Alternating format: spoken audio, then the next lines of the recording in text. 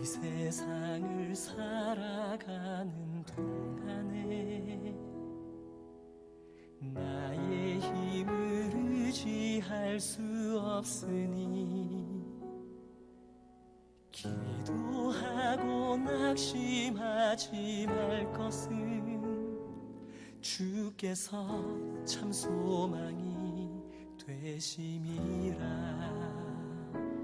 하나님의 꿈이 나의 비전이 되고 예수님의 성품이 나의 인격이 되고 성령님의 권능이 나의 능력이 되길 원하고 바라고 기도합니다.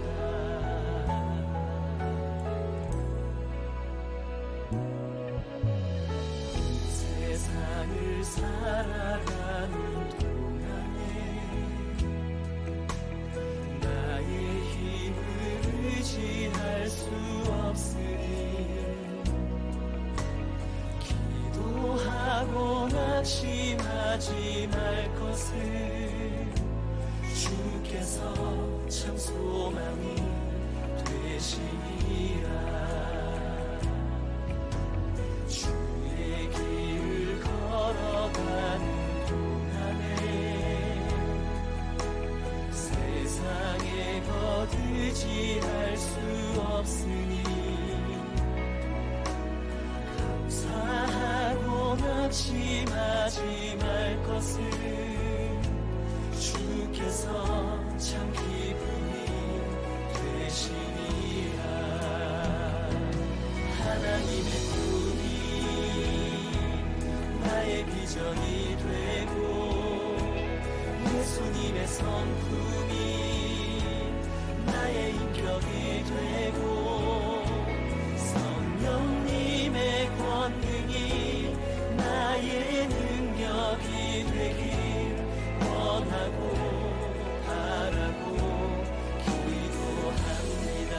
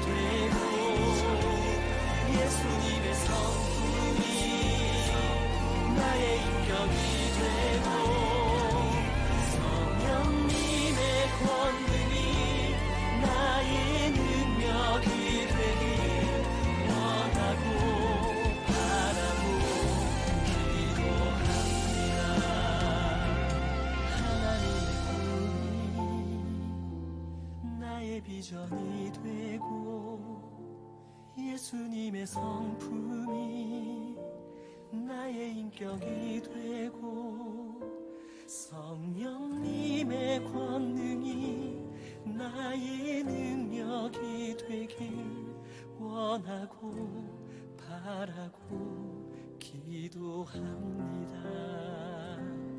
하나님의 꿈이 나의 비전이 할렐루야. 오늘도 또 우리 금요기도회 또 라이브 영상으로 함께 참여해 주시는 우리 성도님들에게 하나님의 은혜와 평강이 함께 하시길 기원합니다. 우리 시간에는 우리 잠시 서로 인사를 나누는 시간을 갖도록 하겠습니다. 오늘 이 밤에 몇 분이 또 우리 참여하셨는지 모르겠지만 서로 주 안에서 사랑합니다. 함께 우리 인사 나누는 시간 잠시 갖겠습니다. 예, 오늘도 여러 가지 일들이 우리들의 삶 가운데 있었을 텐데요. 하나님께서 또 오늘 이 자리 이 시간에 또 예배할 수 있도록 인도하신 하나님께 감사를 드리고 오늘 이 시간 우리가 같이 한 자리에 모여서 예배 드리지는 못하지만 이 시간들이 그래도 우리들에게 여러 가지 모양으로 많은 생각들을 하게 만드는 그러한 또 시간들이 되고 있습니다. 오늘 아침에 온라인 영상 예배에 대한 그 토론을 하는 그 장면을 좀 봤는데, 그 영상 예배를 드리는 분들 가운데 예배에 대한 그 예배관, 예배의 자세가 잘못되어 있는 분들을 이제 지적을 하면서, 주일 예배에 이제 온라인 예배에 많은 분들이 들어오는데 예배를 드리다가 설교가 끝나면 우르르 나간다는 거예요.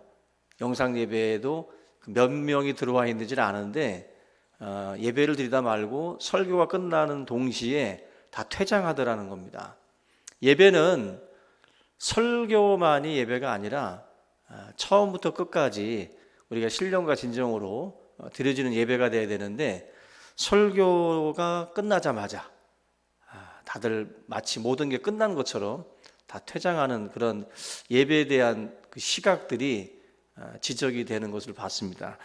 우리 성도님들은 지금 예배, 온라인 예배에 참여를 하고 있지만 똑같은 예배의 어떤 그 자세로 여러분들이 임해 주시길 바라고, 첫째 주에는 예배를 드릴 때 그래도 옷들을 다 차려입고 예배를 드리다가 둘째 주, 셋째 주 넘어가면서 침대에 누워서 드리고 잠옷바람으로 드리고 화장실에서 드리고 그냥 대충 드리다가 그런 어떤 흐트러지는 모습들이 나타난다라는 거죠. 우리 여러분들이 그런 식으로다가 예배를 드리게 되면 확실히 우리가 이 교회에 와서 드리는 예배의 어떤 그 자세나 또 그때 들려지는 그 말씀의 은혜와는 큰 차이가 있습니다. 그런 점에서 여러분들이 주일 예배든 수요 예배든 또 금요 기도회든 항상 예배에 임하는 자세를 여러분들이 좀 더 신령과 진정으로 임해 주시기를 바랍니다. 주일 예배 때 우르르 나가지 마시고 끝까지 축도의 시간까지 기다리시기 바랍니다. 점심 먼저 먹는 거 아니니까 여러분들이 끝까지 예배에 참여해 주시기 바랍니다. 우리 이 시간 찬양으로 우리 하나님께 먼저 영광을 돌리겠습니다. 우리 복음성가 하나님은 너를 지키시는 자, 하나님은 너를 지키시는 자 함께 찬양하겠습니다.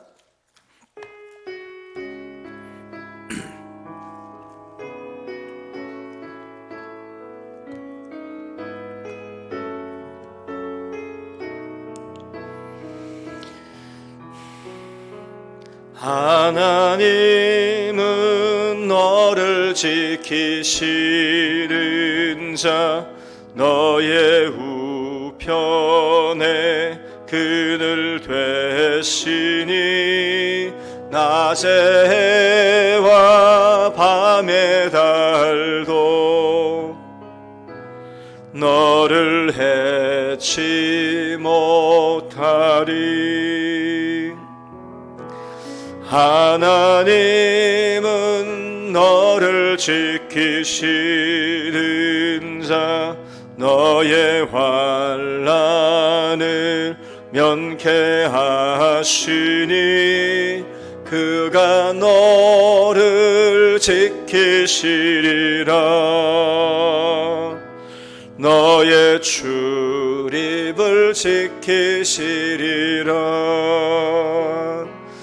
눈을 들어 산을 보아라. 나의 도움 어디서 오나. 천지 지으신 너를 만드신 여호와께로다.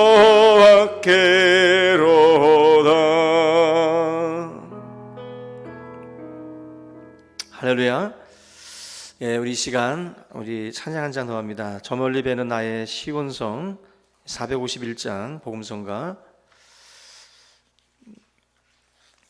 451 우리 복음성가로는 451장입니다. 저 멀리 배는 시온성.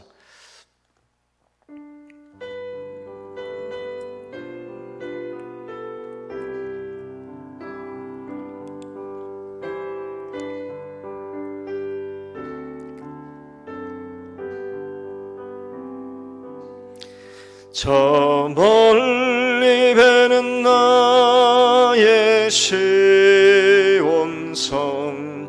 오 거룩한 곳 아버지 집 내 사모하는 집에 가고자 한밤을 세웠네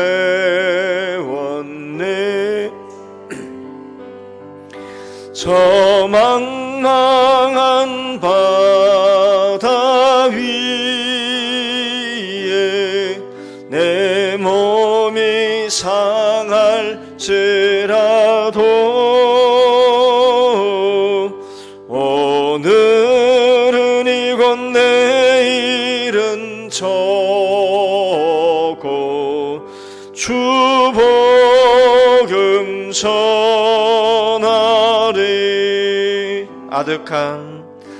아득한 나의 갈 길 다가고 저 동산에서 편히 쉴 때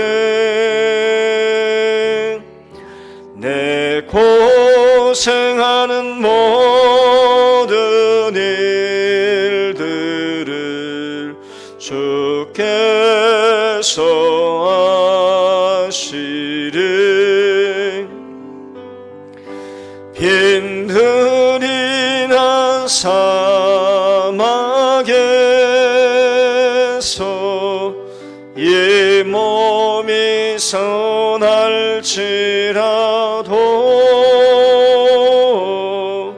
오 내 주 예수 날 사랑하사 날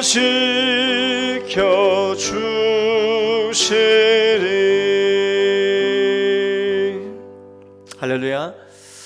예, 우리 이 시간 찬송으로 하나님께 영광 돌릴게요. 우리 268장 함께 찬양합니다. 268장입니다. 찬송가 268장입니다. 우리 힘차게 찬양합니다.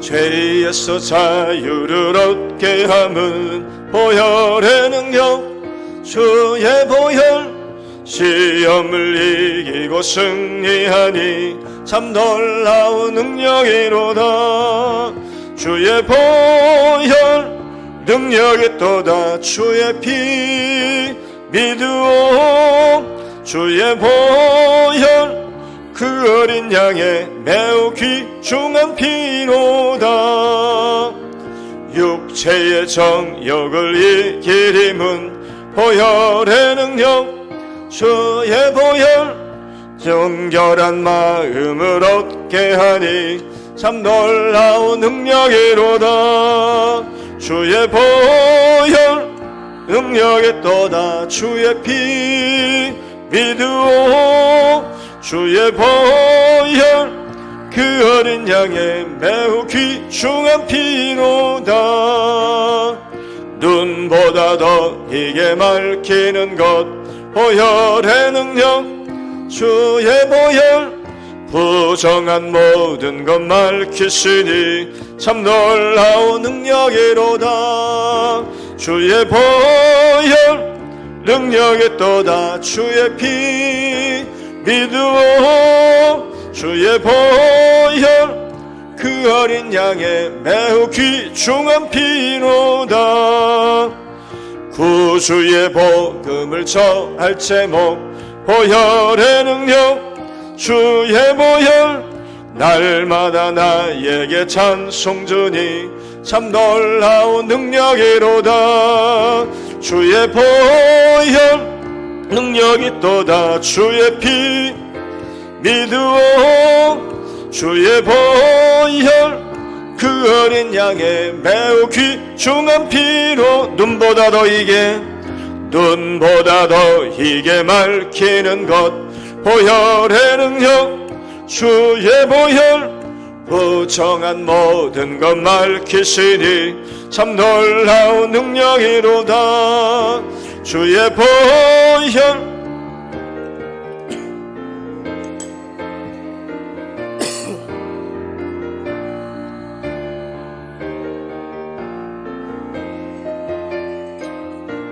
구주의 복음을 전할 제목 주의 보혈 날마다 나에게 찬송 주니 참 놀라운 능력이로다. 주의 보혈 능력이 또다. 주의 피 믿으오. 주의 보혈 그 어린 양의 매우 귀중한 피로다. 할렐루야. 예, 우리 이 시간에 다 같이 묵도드리심으로 금요기도에 하나님 앞에 드리도록 하겠습니다.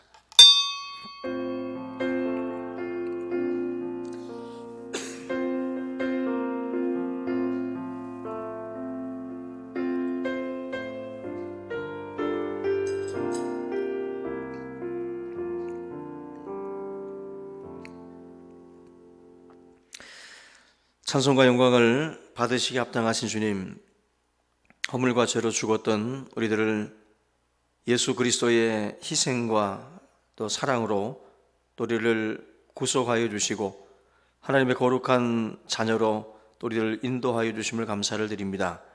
우리의 모습을 바라볼 때에 참으로 부끄럽고 참으로 하나님 앞에 머리를 들 수 없는 죄인 중에 괴수임을 고백합니다. 아버지 하나님, 오늘도 하나님의 그 은혜의 말씀 아래 또 우리가 또한 무릎을 꿇고 또 주님 앞에 예배하기를 원합니다. 말씀이 들려질 때에 우리의 죄와 허물들을 깨닫게 하옵시고 하나님 앞에 통회하고 또 잡아갈 수 있는 귀한 시간 될 수 있도록 함께하여 주시옵소서. 아버지 하나님, 참으로 이 위기의 때에 우리 믿음의 사람들이 어떠한 삶을 살아야 할 것인지를 또 우리로 깨닫게 하여 주시옵시고 하나님 아버지, 참으로 이 시기에도 하나님과 교제하며 또 하나님과 소통하며 우리의 영성을 더욱더 갈고 닦는 귀한 시간이 될 수 있도록 함께하여 주시기를 원합니다. 나태함 속에 있는 이들이 없게 하시고 아버지 하나님 앞에 드려지는 이 시간들 우리가 소중히 여기며 하나님 앞에 또 말씀에 귀를 기울이며 우리 자신을 되돌아볼 수 있는 은혜의 시간 되도록 함께하여 주시옵소서. 직장의 일들을 마치고 또 지치고 아버지 상한 그러한 마음과 또 육체를 가지고 또 주님 앞에 나왔습니다. 하나님께서 이 시간 성도들의 마음과 몸을 붙들어 주시고 하나님께서 또한 회복하게 하시며 하나님의 위로가 또 차고 넘치는 귀한 시간 될 수 있도록 역사하여 주시옵소서. 또한 아버지 하나님, 이 나라 이 민족 가운데에 함께하여 주시옵고 이 땅의 모든 불안과 또 공포와 또 모든 탄식들이 아버지 속히 거두어지게 하시고 하나님의 평강이 이 땅 가운데에 함께할 수 있도록 역사하여 주시옵소서. 오늘 이 귀한 예배를 통해서 하나님 영광을 받아 주시옵시기를 간절히 바라옵고 나오며 예수님의 이름으로 기도하옵나이다. 아멘. 네, 우리 이 시간 하나님 말씀 같이 보겠습니다. 사무엘하 7장 1절부터 9절 말씀 보겠습니다.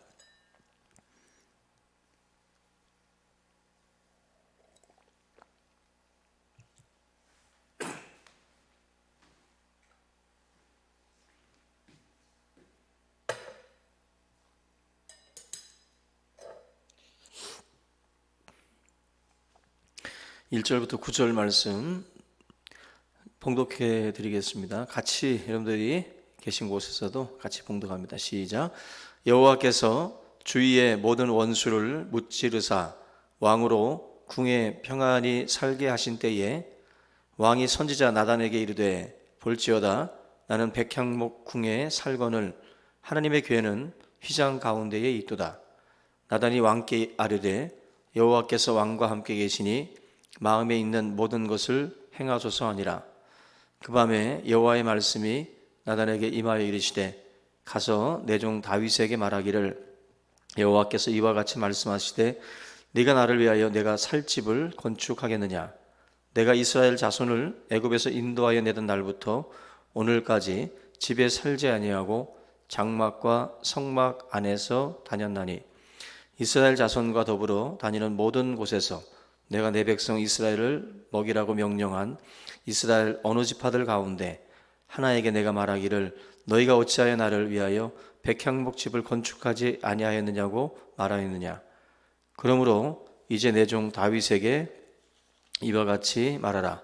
만군의 여호와께서 이와 같이 말씀하시기를 내가 너를 목장 곧 양을 따르는 데에서 데려다가 내 백성 이스라엘의 주권자로 삼고 네가 가는 모든 곳에서 내가 너와 함께 있어 내 모든 원수를 내 앞에서 멸하였은즉 땅에서 위대한 자들의 이름같이 내 이름을 위대하게 만들어 주리라.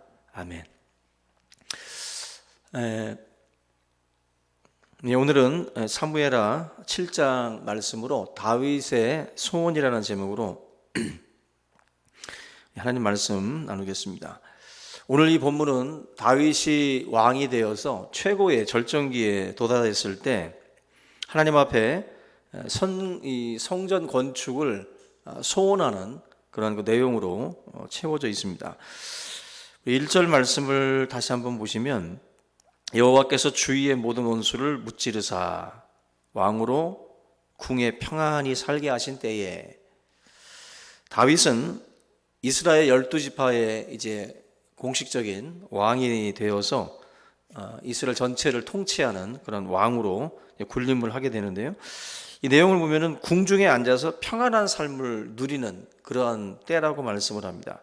인생의 이제 황금기 전성 시대를 이제 맞이한 그런 다윗의 모습인데 지금 다윗이 거하고 있었던 예루살렘 성은 참으로 아름다운 것이었고 또 다윗이 거했던 그 집은 백향목으로 두로왕 히람이 다윗을 위해서 기술자들도 보내주고 또 백향목 목재도 보내줘서 정말 아름답게 정말 의리의리한 어떤 형태로 자기의 성을 만들어 줬습니다. 다윗 입장에서는 굉장히 이제 왕의 위치에 맞게 제대로 된 그 집에 이제 거하게 되는데 그 집에 있으면서 다윗에게 고민 한 가지가 생기게 되는데 2절과 3절에 이제 그 이야기를 하고 있습니다. 왕이 선지자 나단에게 이르되 볼지어다 나는 백향목 궁에 살거늘 하나님의 궤는 휘장 가운데 있도다. 나단이 왕께 아뢰되 여호와께서 왕과 함께 계시니 마음에 있는 모든 것을 행하소서. 하나님은 아직도 천막, 그 장막 가운데 있는데 자기 자신은 너무나도 좋은 목재로 만들어진 그 집에 살고 있다는 것에 대해서 너무나도 뭔가 마음에 자책감을 이제 느낀 겁니다. 그래서 너무 괴로워서 이 부분을 놓고 다윗이 이제 그 고민 상담을 나단에게 이제 한 것이죠. 하나님의 성전을 건축한 마음을 품고 있는 다윗의 모습을 보게 되면 참 하나님을 향한 다윗의 마음이 얼마나 아름답고 선한 것인가 하는 것을 우리가 발견할 수가 있습니다. 우리가 이 본문에서 몇 가지를 좀 살펴보려고 하는데요. 이 본문 말씀 안에 다윗을 통해서 우리가 본받을 수 있는 모습들 몇 가지를 우리가 좀 볼 수가 있습니다. 먼저 첫 번째로는 다윗이 지금 우리가 읽은 이 내용들을 볼 때 왕으로서 그리고 이렇게 뭔가 풍요로움에 그 취할 수 있는 그러한 시기임에도 불구하고 다윗이 하나님을 생각하고 있다라는 겁니다. 가난할 때 예수 잘 믿던 사람들도 뭔가 부함이 들어오게 되면 부자가 되게 되면 또 예수를 등지는 일도 많고 또 서운해지죠. 뭔가 이런 관계들이 또 힘이 없을 때 교회를 잘 섬기고 다니다가도 또 갑자기 성공해서 또 힘을 얻게 되면 교회를 떠나버리는 경우들도 종종 있습니다. 지금 이 상황을 보시면 다윗이 이제 출세도 하고 명성도 얻고 또 이제 높임을 받는 왕의 자리에 이제 올라갔다라는 거예요. 그런데도 불구하고 여전히 하나님을 생각하고 여전히 그 높아진 위치에서도 하나님을 향한 그의 마음과 시선이 계속해서 있다라는 거죠. 사실 이것이 결코 쉽지 않습니다. 간절했을 때와는 다르게 뭐 광야를 쫓겨다니고 창이 날라오고 막 이런 위기의 순간에는 뭐 하나님을 찾을 수 있겠지만, 지금은 먹고 살기도 좋고 너무나도 풍요로운 시기임에도 불구하고 다윗의 마음과 시선이 하나님을 향해 있다라는 거죠. 이건 보통 그렇게 쉬운 일은 아니라는 것입니다. 우리가 이런 다윗이 나단 선지자에게 했던 이런 말들 속에도 우리가 다윗의 마음을 읽을 수 있는 것처럼, 또 한 가지가 뭐냐면은 다윗의 마음이 하나님을 향해 있다라고 하는 중요한 증거 중에 하나가 바로 이 나단 선지자입니다. 나단 선지자라고 하는 바로 이 하나님의 사람과 가까이 교제하고 있었다. 그를 다윗 옆에다 두고 이 사람으로부터 많은 이야기들을 들었다라는 것 자체가 다윗의 마음이 하나님을 향해 있다라는 것을 우리에게 보여주고 있습니다. 1절과 2절에 이제 나단 선지자와 이제 교제하고 대화를 나누고 있는 그런 모습을 보게 되는데, 우리가 이후에도 보겠지만 나단 선지자에게는 책망도 받고 여러 가지 조언의 말도 듣게 됩니다. 왕임에도 불구하고 자기에게 직언을 해줄 수 있는 사람을 곁에 두었다라는 겁니다. 그만큼 굉장히 중요하죠. 헤로디아라든지 빌립 헤롯이라든지 이런 사람들 같은 경우는 세례 요한의 어떤 그런 옆에서의 조언들을 귀찮아했죠. 결국 세례 요한의 목을 베기까지 했던 일들이 있는데, 이 나단 선지자의 역할도 세례 요한의 역할하고 비슷합니다. 다윗이 만약에 악한 왕이었으면 나단 같은 경우도 목이 몇 번 달아날 그런 상황이 많습니다. 그럼에도 불구하고 다윗은 이러한 영적인 영적인 스승은 나이가 어릴 수도 있고, 또 동갑일 수도 있고, 또 연장자일 수도 있고, 또 아내일 수도 있고, 남편일 수도 있고, 얼마든지 우리가 영적 스승은 다양하게 우리가 둘 수가 있습니다. 다윗은 그런 면에서 영적인 이런 친구, 영적인 스승을 곁에다 뒀다라는 점에서 굉장히 하나님을 언제나 생각하고 있는 사람임을 보여줍니다. 잠언 27장 17절에 철이 철을 날카롭게 하는 것 같이 사람이 그 친구의 얼굴을 빛나게 하느니라. 이 철이 날카롭게 재련이 되기 위해서는 또 다른 그러한 그 철이 필요한 것처럼, 사람을 하나님께서 이제 연단시키실 때 성숙하게 만드는 과정 속에 필요한 것도 바로 어떤 다른 사람입니다. 어떤 누군가를 통해서 하나님이 그 사람을 연단해 나가십니다.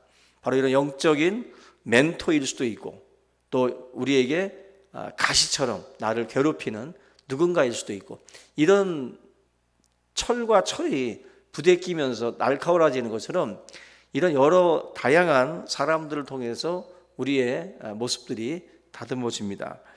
나단 선지자가 결국 다윗 곁을 지키고 있었다라는 것, 이건 그만큼 다윗이 하나님의 그 말씀에 의지하고 의존하는 그러한 그 존재였다라는 것을 단적으로 보여주는 그런 그 장면이고, 다윗은 왕입니다.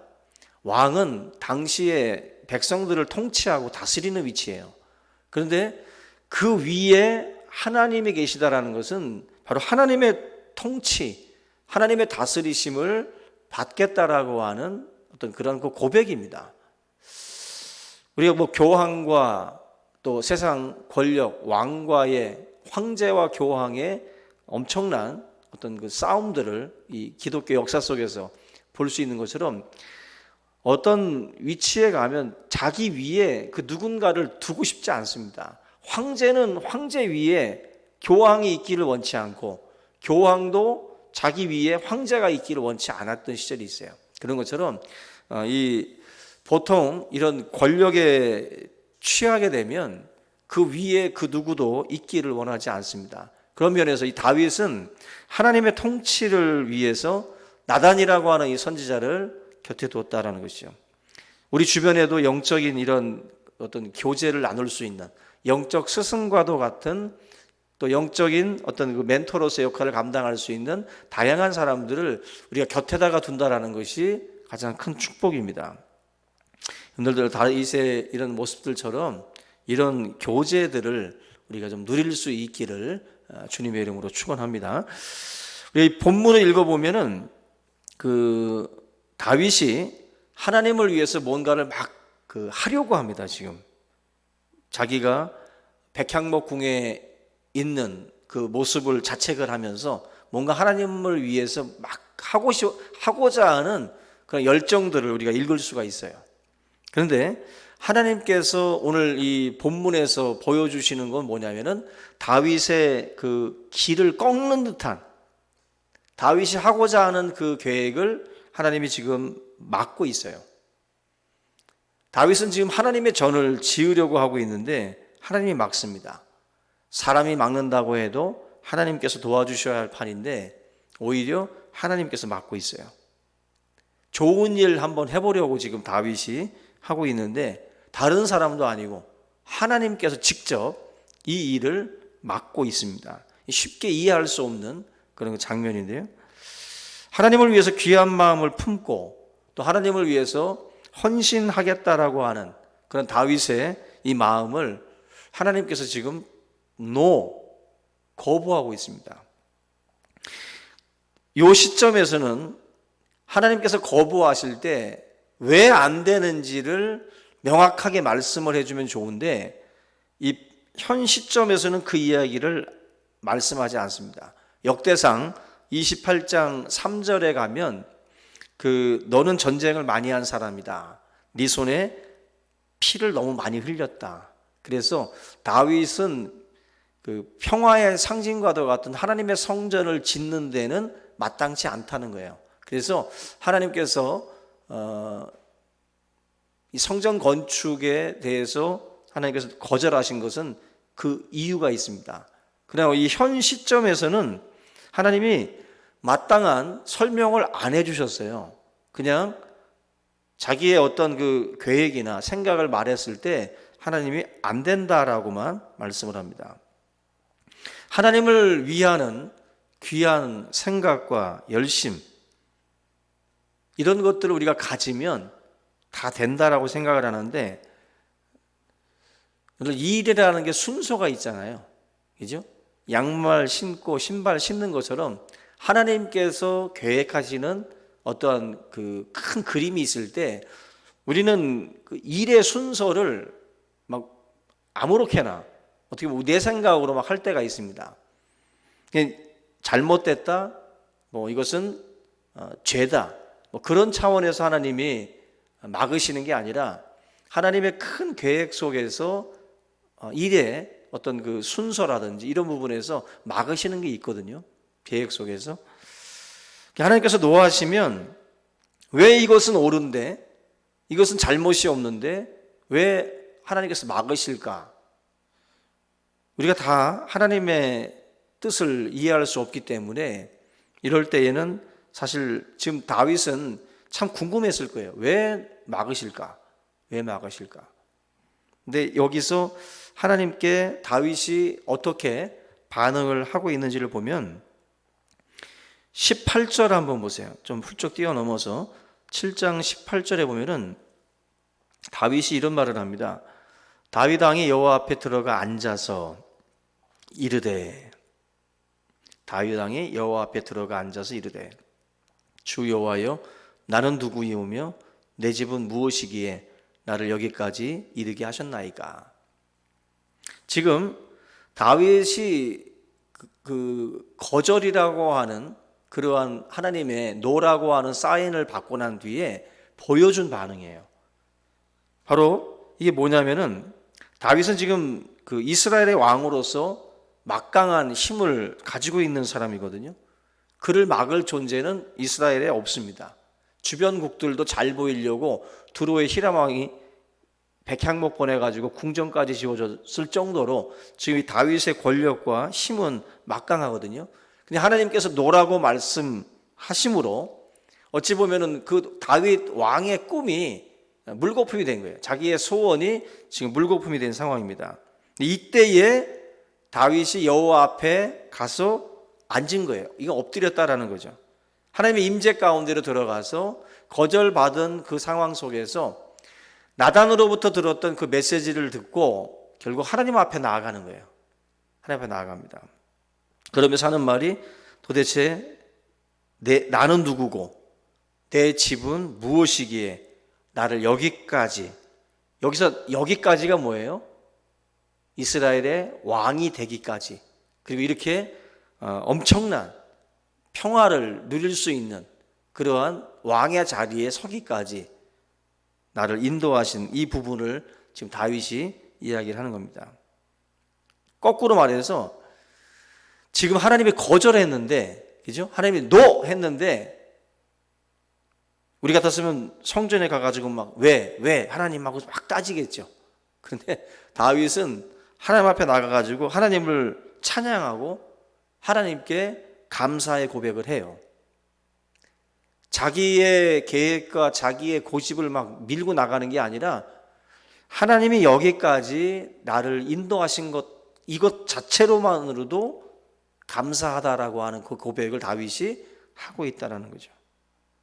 한낱 목동이었습니다. 그죠? 나는 누구고 내 집은 무엇이기에. 형제 중에서도 정말 사람 취급 못 받는 저 막내였잖아요. 그죠? 저기서 목동 일을 하던 다윗입니다. 아무도 주목하지 않았던 어린 소년이에요. 근데 그 소년을 여기까지 이르게 하신 것, 그 하나님의 손길을 생각을 하니까 다윗은 하나님의 이 거절, 하나님의 어떤 그 멈춤의 이 사인에 대해서 불평과 원망보다는 오히려 감사와 찬양을 올리더라는 것입니다. 27절도 한번 같이 보겠습니다. 27절에 만군의 여호와 이스라엘의 하나님이여 주의 종의 귀를 여시고 이르시기를 내가 너를 위하여 집을 세우리라 하셨으므로 주의 종이 이 기도로 주께 간구할 마음이 생겼나이다. 다윗은 하나님께 기도할 마음이 생겼다라고 고백을 합니다. 다윗은 하나님의 은혜에 대해서 감사하고 또 찬양을 하고 있습니다. 다윗은 가만히 보면 하나님이 노하신 것으로 인해서 좌절하거나 절망하지 않고 있어요. 낙심하지 않습니다. 이게 굉장히 중요한데 다윗의 반응이 우리에게 주는 교훈이 있어요. 뭐냐면 이 노하신 것을 하나님께서 거절하신 것으로 보질 않고 하나님의 또 다른 인도하심으로 보는 거예요. 또 다른 인도하심. 하나님께서 이 길로 걸어가는 것이 하나님의 뜻이 아니다라는 거죠. 다른 길로 인도하시는 인도하심으로, 흑백 논리로 하나님을 생각하는 것이 아니라 하나님은 언제나 예스 해야 된다 뭐 이렇게 규정해 버리는 분들이 있는데 그렇지 않습니다. 우리의 생각을 그렇게 고정해 버리면 안 돼요. 하나님은 우리에게 뭔가 의로운 길로, 의의 길로 인도하시는 분이지 우리에게 무조건 다 예스 하시는 분이 아닙니다. 그죠? 하나님께서는 우리에게 맞는 길로 인도하셔요. 이 아이들을 키울 때에도, 그죠? 신앙이 성장했음에도 불구하고 자꾸 이렇게 뭔가 다 자기의 요구와 자기의 필요에 대해서 언제나 다 그렇게 들어줘야 되는 그런 것처럼 아이들을 만약에 우리가 키운다고 한다면 아이들의 어떤 정신이나 그런 그 상태가 결코 성숙할 수가 없다라는 것입니다. 그래서 신앙도 예스로만 길들여지는 이 신앙은 성숙해질 수가 없어요. 고난이 없는 신앙은, 하나님의 거절과 하나님께서 막으심이 없는 그러한 신앙은 결코 성장했다고 볼 수 없습니다. 그래서 하나님이 뭐 이렇게 했더니 이러이러한 복을 주셨습니다라고 이 복에 대한 간증밖에 없는 분들은 굉장히 위험한 거예요. 시련과 역경의 시간들과 같이 이러한 것들이 버무려진 신앙이 돼야지, 하나님의 예스로서 계속해서 뭔가 이게 되어진 것처럼 그것이 마치 신앙의 온전한 길인 것처럼 생각을 한다면 그 신앙은 어떻게 보면은 한쪽이 결여되어 있는 거죠. 성숙하다라고 볼 수가 없습니다. 부모가 아이에게 예스라고만 반응하는 거, 이거 아이 망치는 길입니다. 그죠? 아이가 자신의 요구가 거절되는 것을 경험하면서 자라야 돼요. 자기의 요구가 거절당하는 것을 경험하지 않고 자기가 무언 것을 말할 때마다 척척 들어주고 자기가 요구할 때마다 언제나 원하는 대로 자기 앞에 놓여질 수만 있다. 놓여진다. 이렇게 성장하는 사람들은 자기 중심적으로 자라나게 돼 있어요. 그래서 언제나 자기가 필요한 것, 자기가 생각하는 것이 우선이 되는 거죠. 거절당함, 그리고 다른 사람들을 위해서 양보하고 뭔가 생각을 조율해 나가는 그 훈련이 안 되는 거죠.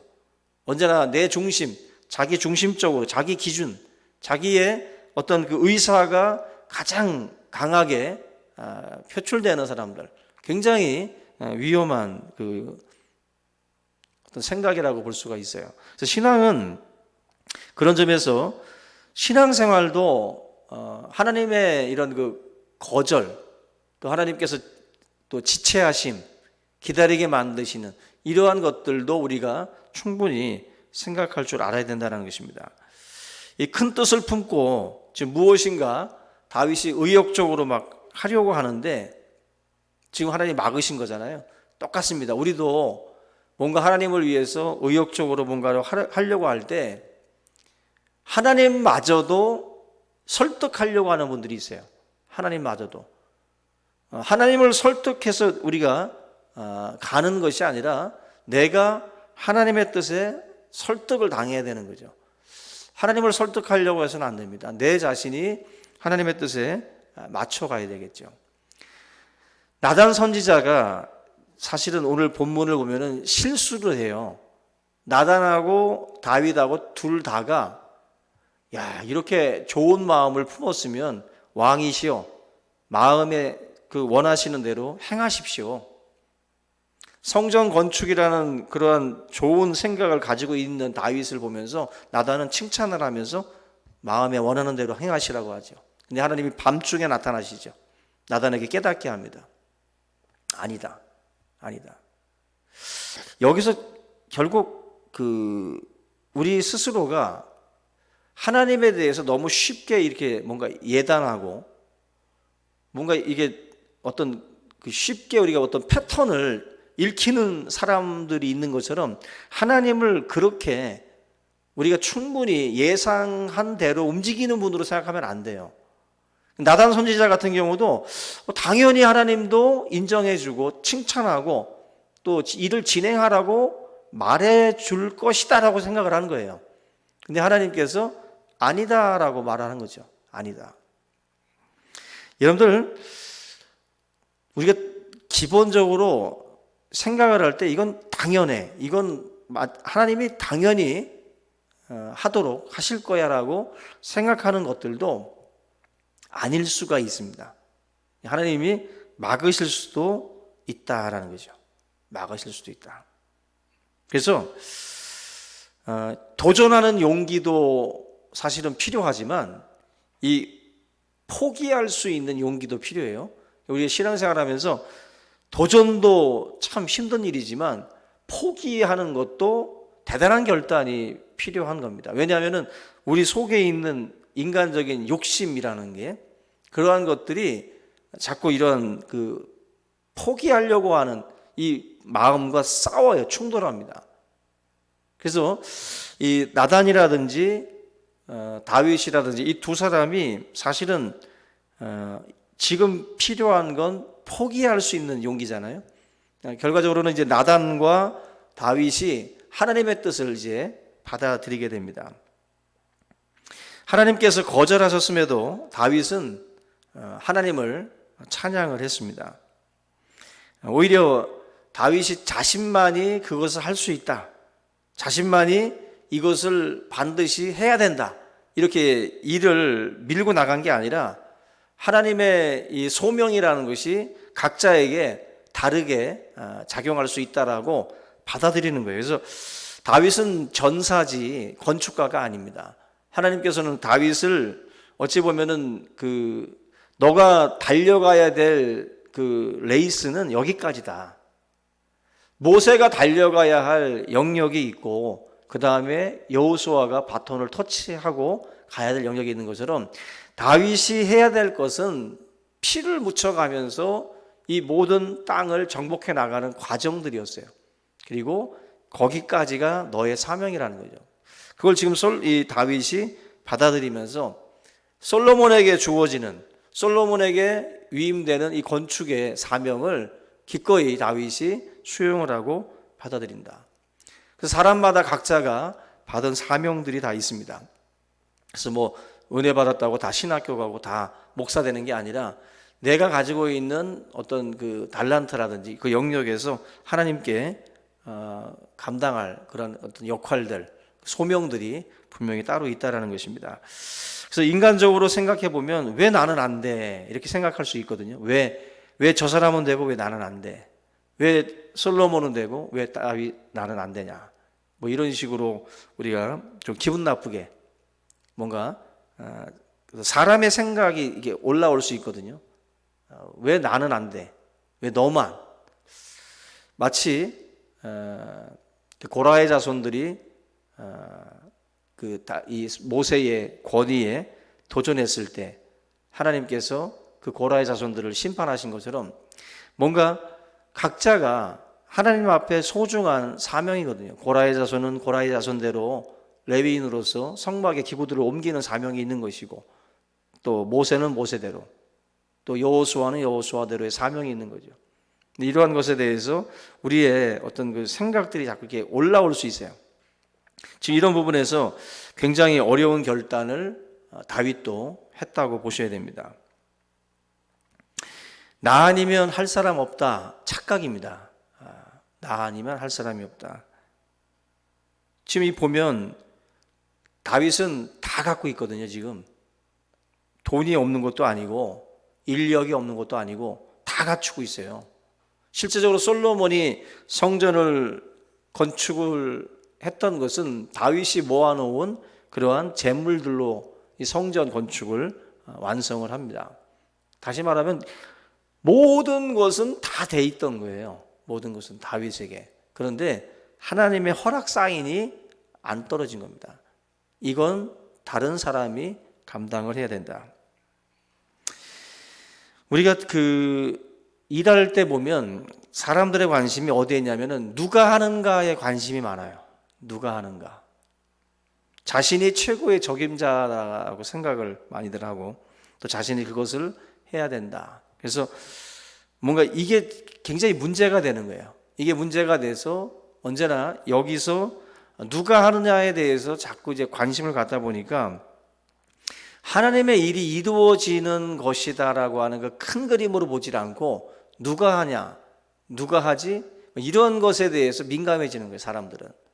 근데 이 다윗은 누가 짓느냐가 아니라, 누가 성전을 짓느냐가 아니라 하나님의 큰 뜻이 이루어지는 것을 바라볼 수 있으니까 거기에서 다윗이 열린 마음으로 솔로몬에게 이 사명을 넘기는 거죠. 지금 다윗이 충분히 일을 진행할 수 있거든요.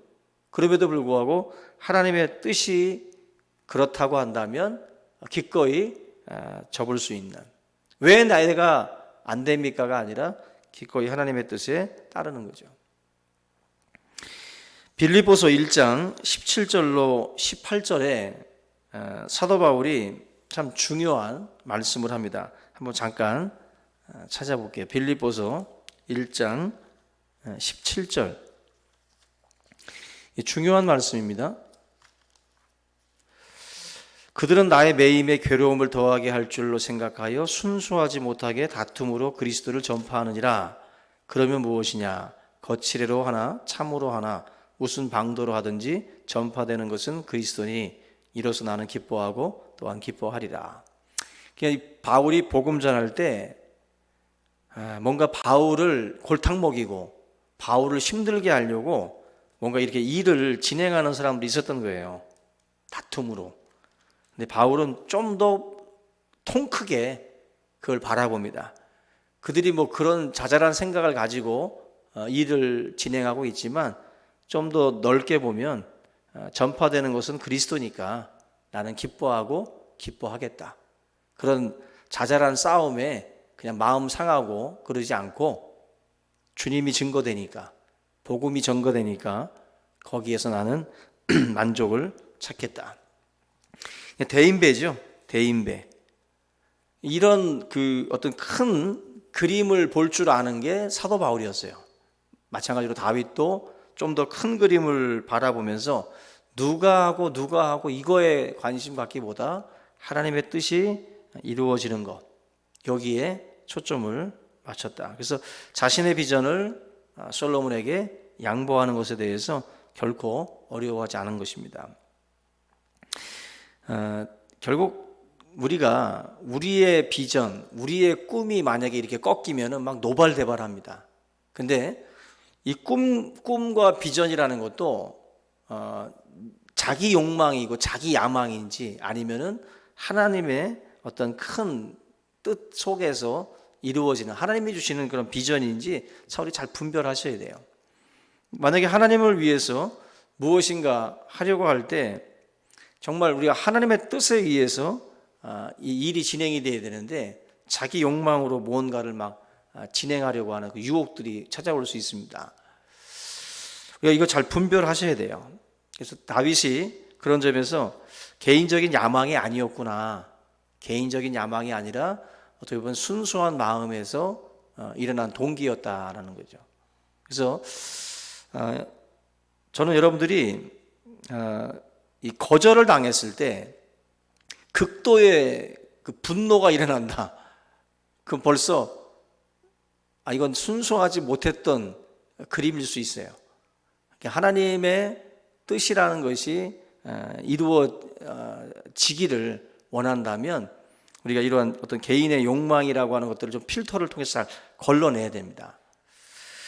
다윗은 결국 이 솔로몬이 성전을 지을 수 있도록 그렇게 모든 재료들을 준비시키고 자기는 뒤로 물러나는 그러한 성숙한 자세를 보여줍니다. 하나님은 성전이라고 하는 것은 다윗을 통해서 받지 않았지만 성경을 보면 하나님은 그 마음은 받으셨어요. 그래서 역대상 6장 8절에 보면 이렇게 말합니다. 네가 내 이름을 위하여 성전을 건축할 마음이 있으니 이 마음이 네게 있는 것이 좋도다. 그러니까 성전 건축은 허락하지 않았지만 다윗의 그 마음은 하나님이 좋게 보신 거예요. 아름답게 보신 거예요. 그러니까 우리가 어떠한 일들이 막혔을 때에 이 본문을 놓고 묵상을 해보면 막혔어도 하나님이 우리의 마음을 좋게 볼 수 있는 정말 아름답게 생각할 수 있는 그런 어떤 우리들의 계획들이라는 게 있어요. 무조건 하나님이 막았다고 해서 우리 자체를 거절한 게 아니라 하나님은 그 계획을 거절하는 거지 다윗을 거절하는 게 아니에요. 그냥 우리들의 어떤 그 순수한 마음이 하나님께 전달되어진다면 하나님은 그것으로도 기뻐하시는 거죠. 우리가 일을 완성해야 기쁜 게 아니라 하나님은 그 마음 자체로도 하나님은 기뻐하시는 거예요. 그래서 하나님은 마음을 받으십니다. 마음. 그래서 여러분들 하나님께서 성전 건축은 허락하지 않았지만 다윗에게 마지막으로 귀한 말씀을 하고 이 다윗의 이런 그 고백을 정리를 해주는데요. 16절 보면은 7장 16절에 네 집과 네 나라가 내 앞에서 영원히 보존되고 네 왕위가 영원히 견고하리라. 유명한 다윗의 언약인데요. 한마디로 예수 그리스도의 어떤 그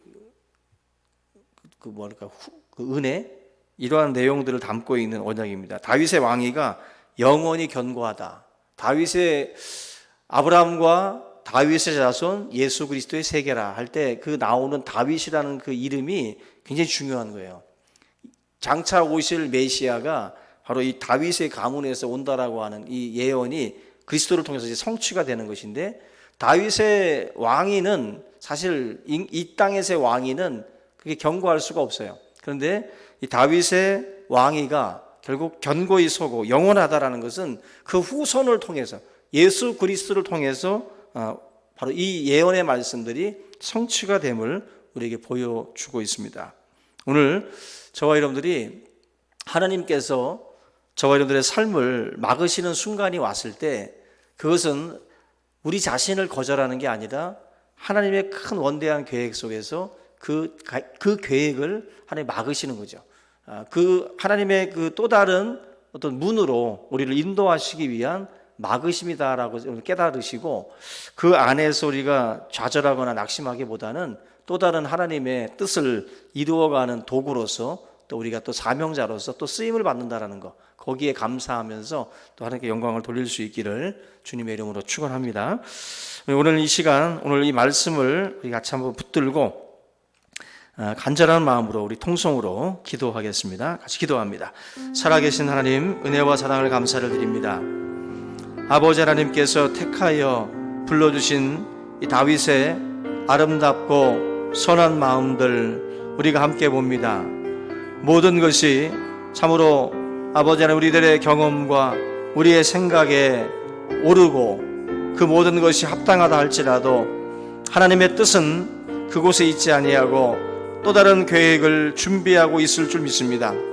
하나님 아버지, 이러한 거절당함과 아버지 하나님의 그 모든 계획 속에서 우리의 또한 아버지 하나님의 그 마음과 우리의 생각들이 또한 아버지 거절당할 때에 주의 사랑하는 성도들이 낙심하거나 절망하지 아니하고 하나님의 선한 뜻과 계획을 바라보며 순종하며 나아가도록 하나님 인도하여 주시옵소서. 우리 모든 주의 백성들이 오늘도 하나님 앞에 다시 한번 머리를 숙이고 주의 말씀을 또한 묵상하기를 원합니다. 다윗의 그 선하고 그 아름다웠던 그 마음들, 또한 아버지 하나님 다윗 주변에 나단 선지자를 통해서 여러 가지 모양으로 또한 아버지 하나님 그를 인도하며 그의 모든 계획과 그의 모든 생각을 하나님의 뜻 가운데에 또한 아버지 하나님의 또한 인도하여 주신 아버지 하나님, 우리에게도 영적인 스승이 있기를 원합니다. 우리를 또한 아버지 하나님의 말씀 안에 이끌 수 있는 믿음의 또한 믿음의 동력자들이 우리 가운데 있기를 원합니다. 홀로 서 있는 자가 아니라 항상 하나님의 말씀을 함께 나누고 함께 교제할 수 있는 믿음의 지체들이 우리 가운데 있기를 원합니다. 하나님 아버지, 철이 철을 날카롭게 함같이 우리 믿음의 성도들 서로를 위해서 또한 기도하며 우리의 모습들을 말씀을 통해서 비춰보고 하나님 더욱더 성숙한 그리스도의 사람들로 변화되어 갈 수 있도록 인도하여 주시옵소서. 우리의 뜻이 막히고 우리의 계획이 막힐 때에도 하나님께서는 또한 선한 계획들을 가지고 또 우리를 인도하여 주실 줄로 믿습니다. 하나님 아버지, 우리가 원대한 하나님의 큰 그림과 그 계획을 볼 수 있는 마음을 하나님께서 허락하여 주시옵소서. 감사합니다. 주시옵소서. 네, 우리 이 시간에 복음성가 한 장 할게요. 248장 하나님은 너를 지키시는 자 다시 한번 찬양하겠습니다.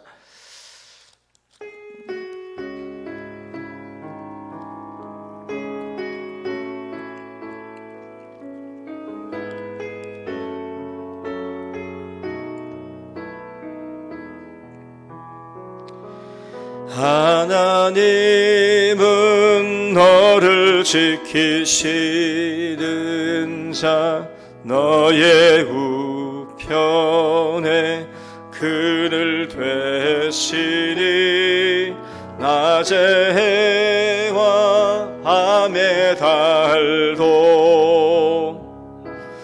너를 해치 못하리. 하나님은 너를 지키시는 자 너의 환난을 면케하시리. 그가 너를 지키시리라.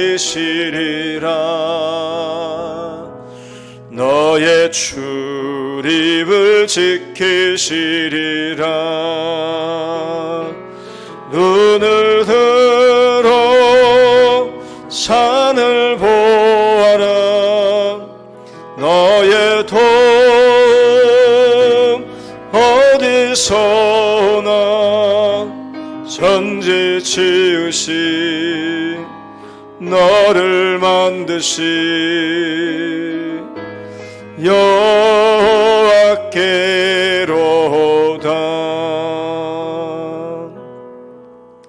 아멘.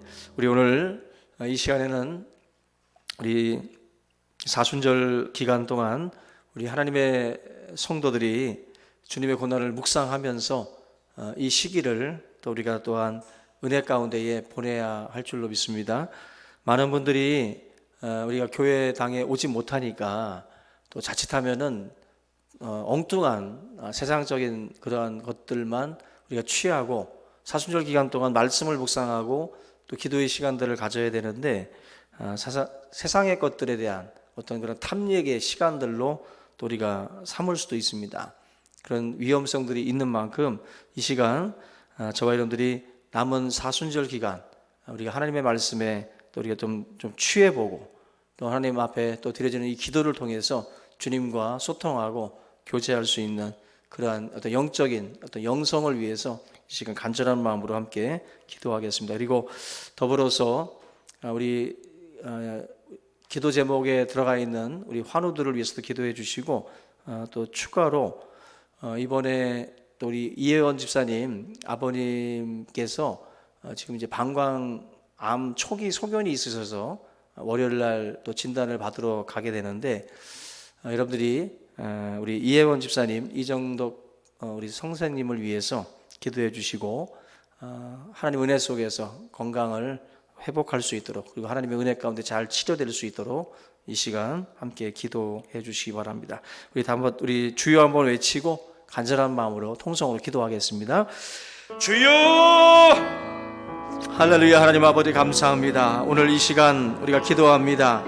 하나님의 사랑하는 성도들이 이 사순절의 기간을 말씀과 기도로서 채우며 하나님의 그 뜻을 이루어가는 아버지 풍요로운 시간이 될 수 있도록 인도하여 주시옵소서.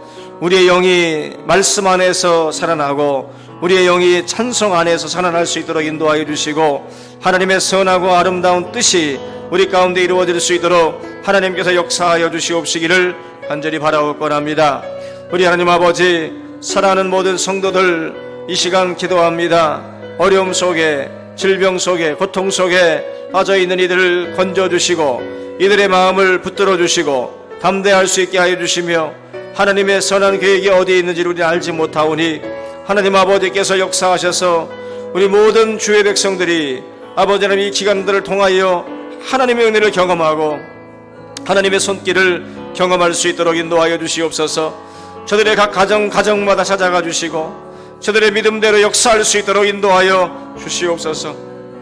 하나님 아버지 인간의 아버지 하나님의 생각과 마음을 거두어 주시고 이 시간 하나님 앞에 온전함으로 나아갈 수 있게 하시고 하나님 앞에 간절함으로 기도할 수 있도록 역사하여 주시기를 원합니다.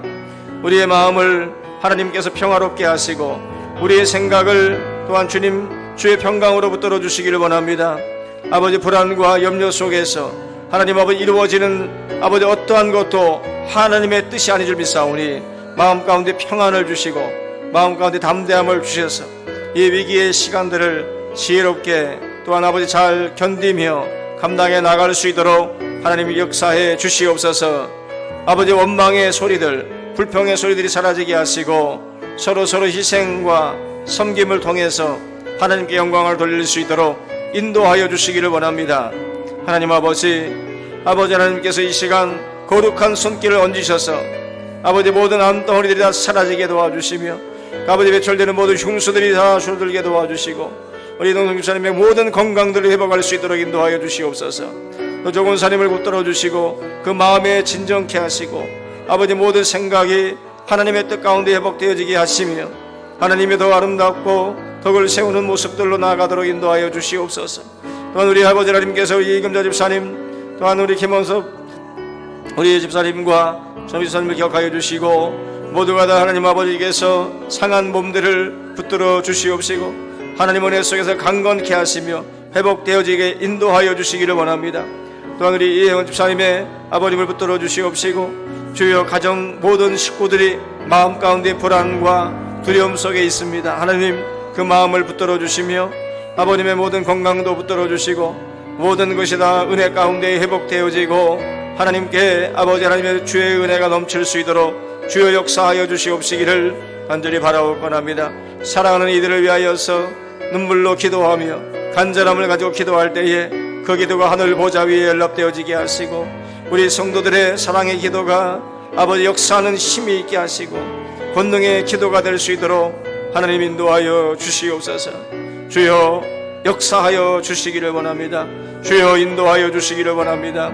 하나님의 역사로 말미암아 이 모든 것을 주여 아버지 하나님께서 이룰 수 있도록 주님이 이끌어 주시고 인도하여 주시옵소서.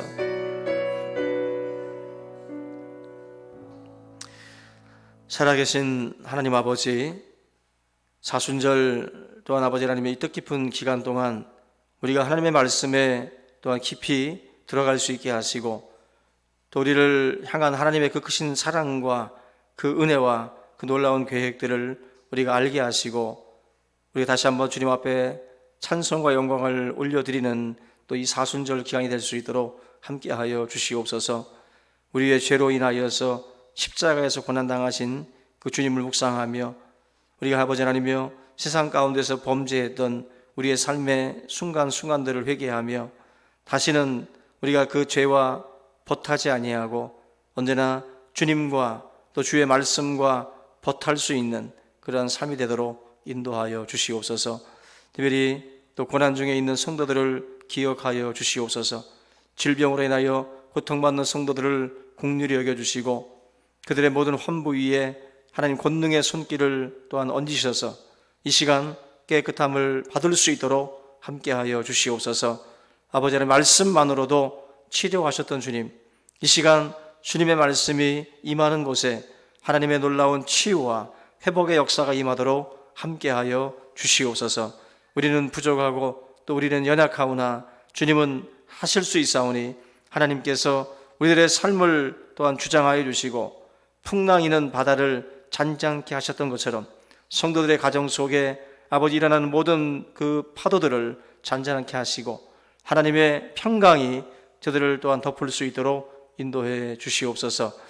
특별히 또한 우리 이혜원 집사님 아버님의 또한 아버지 하나님께서 그 모든 건강의 상태를 또한 주님께서 아시오매 주님 긍휼히 여겨주시고 하나님의 은혜 속에서 아버지 하나님 놀라운 치료와 회복이 있도록 함께하여 주시옵소서. 그 자녀들의 마음 가운데의 불안과 두려움들을 물리쳐 주시옵시고 하나님의 평안 또 평강이 함께할 수 있도록 역사하여 주시기를 원합니다. 좋으신 아버지 하나님, 오늘 이 밤에 함께 예배하는 모든 성도들 각자의 기도의 제목들을 또한 아버지 하나님께서 기억하여 주시고 이들의 삶에 하나님의 위로와 또 하나님의 약속이 함께할 수 있도록 주님 축복해 주시옵소서. 또 오늘 이 밤 함께 이 예배를 위해서 수고하는 또 우리 시샘실과 또 우리 반주로 수고하는 또 우리 자매, 우리 전체 자매를 또한 축복하여 주시고 하나님의 은혜와 사랑으로 저들의 삶을 인도하여 주시고 더 좋은 길로 역사하여 주시옵소서. 이 모든 예배의 시종을 우리 주님께 감사를 드리며 예수님의 이름으로 기도하옵나이다. 아멘. 이 시간 축도로 예배를 마치겠습니다. 지금은 우리 주 예수 그리스도의 은혜와 우리 아버지 하나님의 사랑과 성령의 교통하심이 사랑하는 성도들 머리 위에 이제부터 영원토록 함께 있을지어다. 아멘.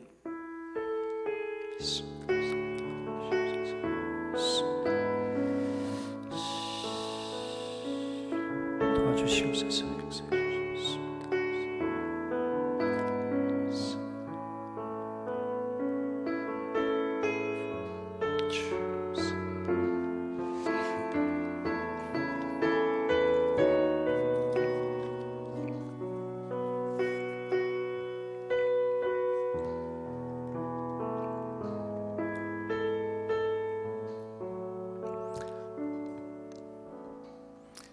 할렐루야.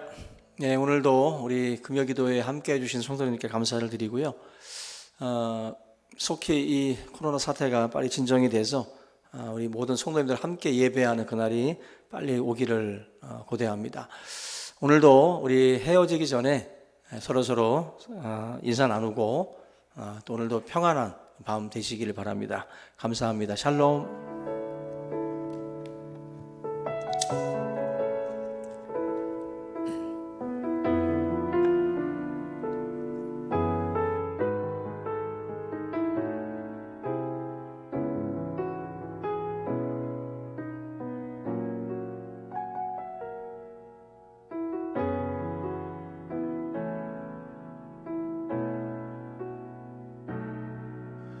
숨이 찰 정도로 힘든 순간이 와도 눈물이 쏟아지는 슬픔이 와도 내 평생에 놓을 수 없는 마음속 깊은 곳부터 예배할 때 가장 행복합니다. 예배할 때 가장 행복합니다. 나를 구하시고 날 사랑하신 주님께 예배할 때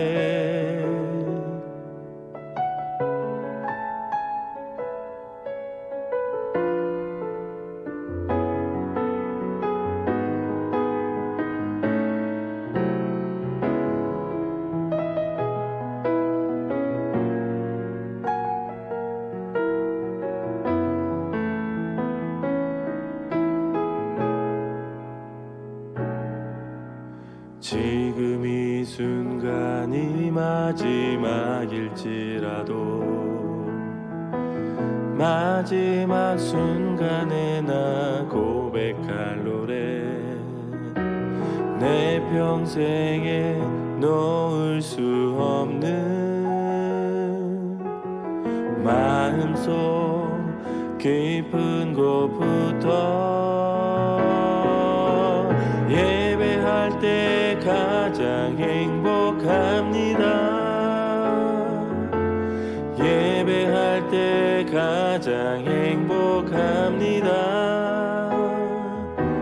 나를 구하시고 날 사랑하신 주님께 예배할 때 예배할 때 가장 행복합니다. 예배할 때 가장 행복합니다. 나를 구하시고 날 사랑하신 주님께 예배할 때